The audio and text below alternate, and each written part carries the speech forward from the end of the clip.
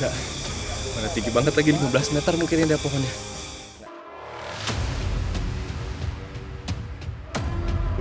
Tapi kalau di desa ini memang di dusun ini banyak yang sering keguguran gitu, Pak? Iya banyak Bapak, 3 bulan. Tapi sering? Barusan ini 8 bulan. Barusan ini 8 Iya. bulan, tapi cukup sering, Pak? Iya. Nah, ini setelah hampir 2 jam kita berjalan dari Dusun Rape. Nih, sekarang kita istirahat, luruskan kaki dulu, tarik nafas dulu karena sudah jalan naik turun ini. Nah, sebentar lagi ini sudah dekat dengan pasar yang akan kita tuju.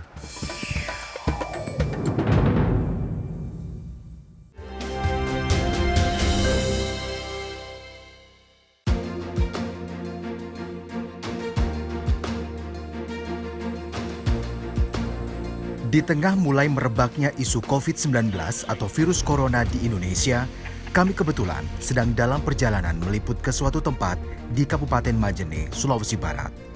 Berjarak sekitar 7 jam perjalanan dari kota Makassar, Sulawesi Selatan. Lebih kurang 400 km jauhnya. Sungguh perjalanan yang melelahkan.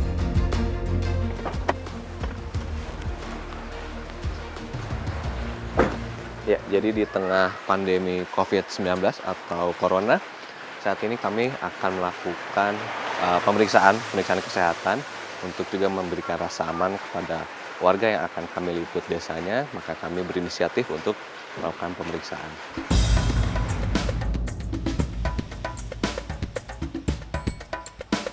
Pemeriksaan dilakukan di UPTD Puskesmas Pamboang. Begitu masuk ruang UGD, kami diwajibkan untuk mencuci tangan terlebih dahulu. Agar benar-benar bersih, petugas kesehatan memberikan arahan tata cara mencuci tangan yang baik dan benar. Sela-sela jari hingga bagian kuku jari tak boleh luput dari gosokan sabun. 60 detik adalah waktu ideal mencuci tangan. Usai mencuci tangan, sebaiknya air jangan dimatikan dahulu. Keringkan tangan dengan tisu. Selanjutnya, tisu digunakan kembali untuk alat bantu mematikan keran air. Selanjutnya, satu persatu suhu badan kami diperiksa. Semuanya dalam kondisi normal. Pendataan pun dilakukan. Para petugas menanyakan aktivitas kami selama 2 minggu ke belakang dan riwayat penyakit yang mungkin diderita.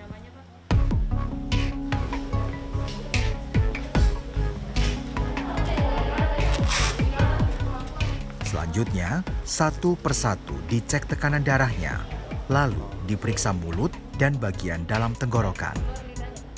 Sayang, berdasarkan hasil pemeriksaan, tak seluruh anggota tim dalam kondisi fit. Bisa melihat tadi kan kita sudah diperiksa semuanya, tim dari Jakarta, bagaimana hasilnya saat ini untuk pemeriksaan kami, Bu? Tadi dari hasil pemeriksaan ada 2 orang yang menderita radang tenggorokan dan 1 menderita hipertensi. Jadi sesuai dengan screening COVID-19 yang menderita radang tenggorokan kami masukkan ke dalam ODP, orang dalam pemantauan. Adapun SOP-nya nanti bahwa ada tim yang di masing-masing desa yang akan memantau rombongan Bapak selama tinggal di sini. Apakah kalau Bapak tinggal di sini 4 hari akan dipantau selama 4 hari.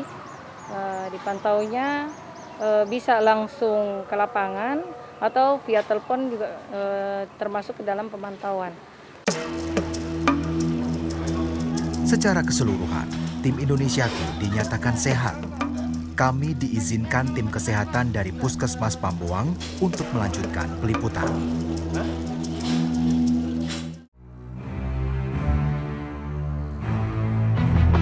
Tim Indonesiaku lalu berkunjung ke Dusun Rate yang masuk wilayah Desa Banua Adolang, Kecamatan Pamboang, Kabupaten Majene.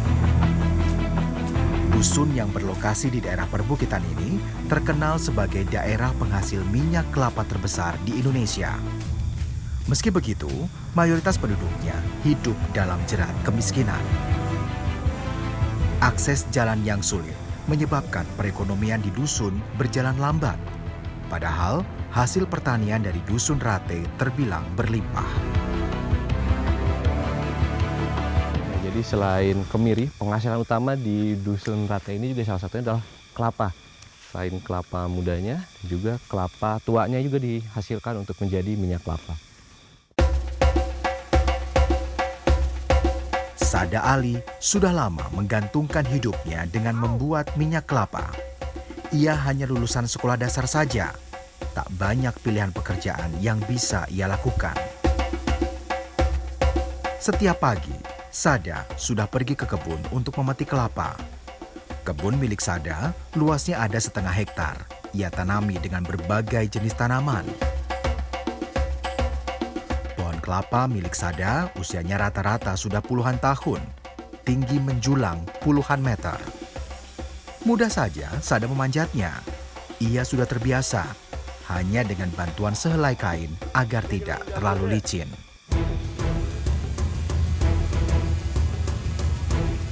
Sebentar saja, Sada sudah berada di atas pohon. Ia lalu memetik beberapa buah kelapa dan langsung dijatuhkan.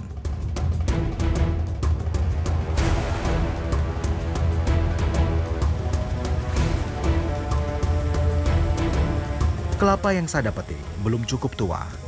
Kami lalu mengumpulkannya. Agar mudah dibawa, bagian kulit kelapa dikupas sedikit dengan menggunakan parang.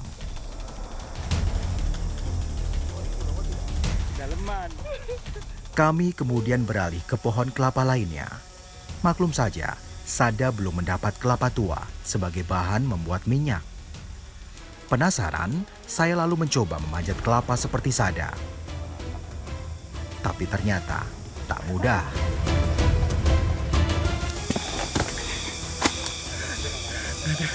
Nggak bisa. Mana tinggi banget lagi, 15 meter mungkin ini pohonnya. Nggak deh, saya serahkan aja Bapak ya. Bapak naik lagi nih.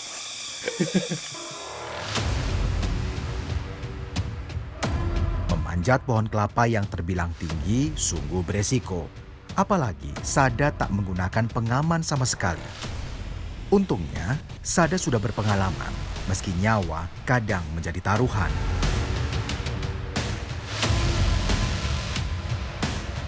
Kegiatan membuat minyak kelapa ternyata ada musimnya. Kebetulan sekarang sedang musim panen kemiri, sehingga tak banyak lagi warga yang membuat minyak kelapa.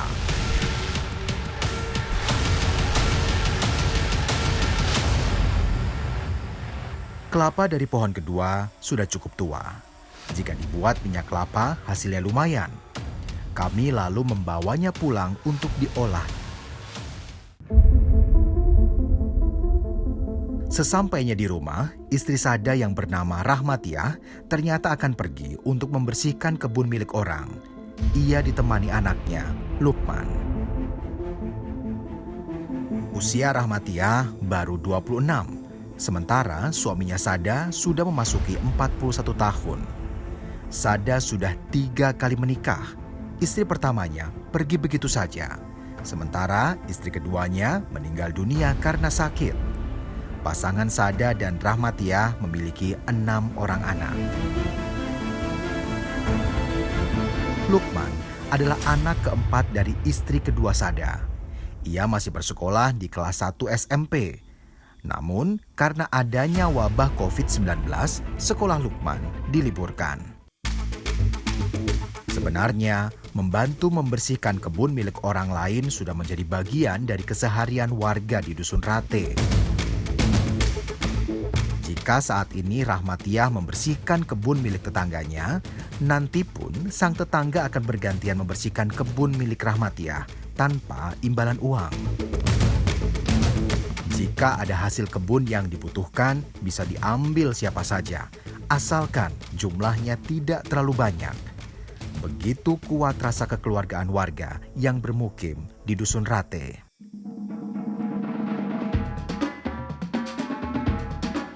Di rumah, Sada mengupas kelapa dengan linggis. Tak memakan waktu lama, satu kelapa sudah selesai dikupas. Saya lalu mencobanya.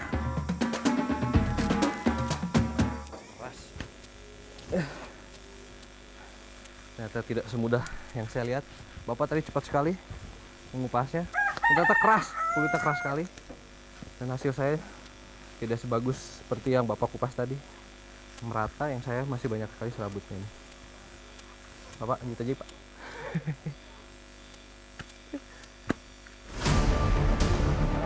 Kelapa yang sudah dikupas langsung dibelah Rahmatiah menjadi 2 bagian dengan menggunakan parang.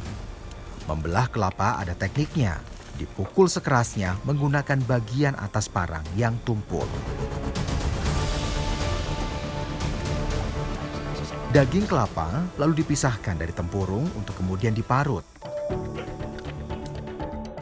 Daging kelapa diparut di teras rumah dengan alat sederhana. Hasilnya lalu diperas untuk diambil santannya.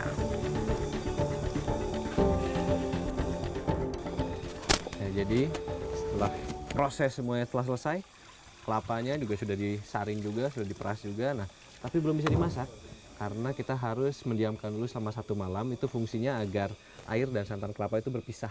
Nah, agar besok saat dimasak akan lebih cepat untuk menjadi minyak. Sehari sebelumnya, Sada sudah memproses kelapa untuk diambil santannya.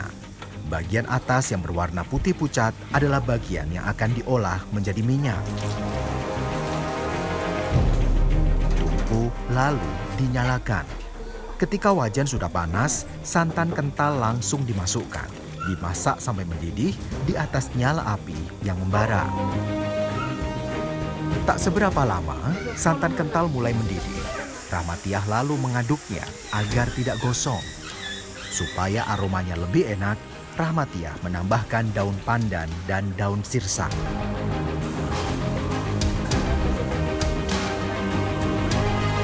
Lebih kurang 1 jam lamanya, Rahmatiah mengaduk santan. Minyak yang awalnya keruh, lambat laun berubah menjadi bening. Rahmatiah lalu menambahkan sedikit kunyit agar warna minyak kelapa menjadi kian menarik. Dari 5 butir kelapa tua, biasanya akan didapat sebotol minyak kelapa ukuran 620 ml. Rahmatiah menjualnya seharga Rp10.000 saja. Terbilang murah.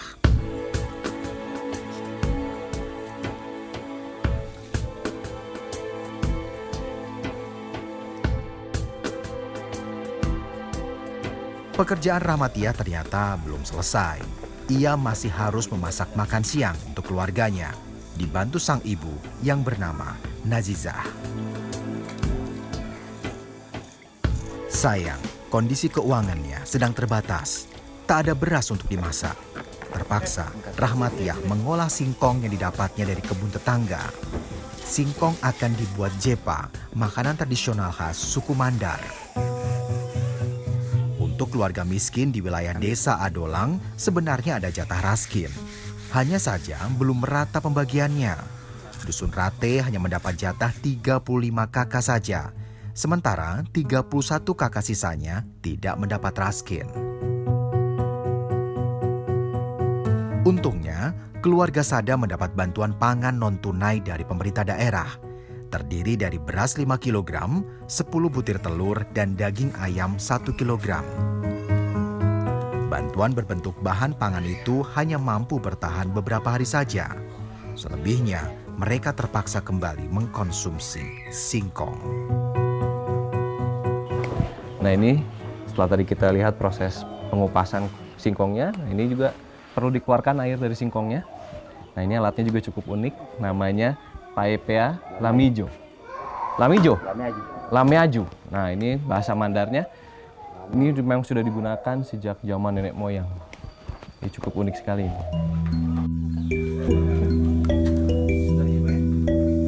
Untuk membuat jepa, digunakan alat seperti loyang yang disebut pance panggang, terbuat dari kayu. Proses pembuatan jepa sekilas mirip dengan cara membuat surabi. Ditaruh sebentar saja di atas api, jepa sudah matang, siap disantap.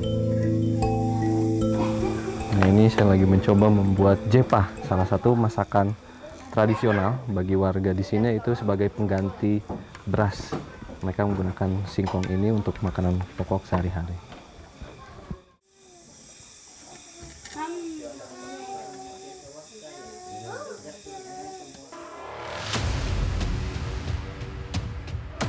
Iya. Tapi kalau di desa ini memang di dusun ini banyak yang sering keguguran gitu, Pak. Iya banyak Bapak, 3 bulan. Tapi sering. Barusan ini 8 bulan. Barusan ini 8 Iya. bulan, tapi cukup sering, Pak. Iya.